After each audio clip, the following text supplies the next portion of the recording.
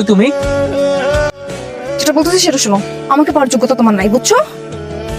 ওই ইয়াশ চৌধুরী পুরো পিছনে যে টাকা খরচ করে, পুরো মাস গেলেও তুমি সেই টাকা ইনকাম করতে পারবা, বুঝছো? সো প্লিজ আমার লাইফে ঢোকার চেষ্টা করবে না। জাস্ট গো গো।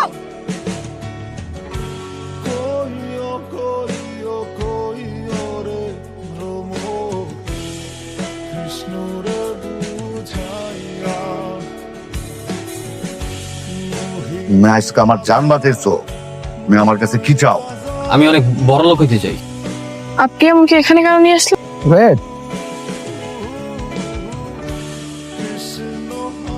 কি?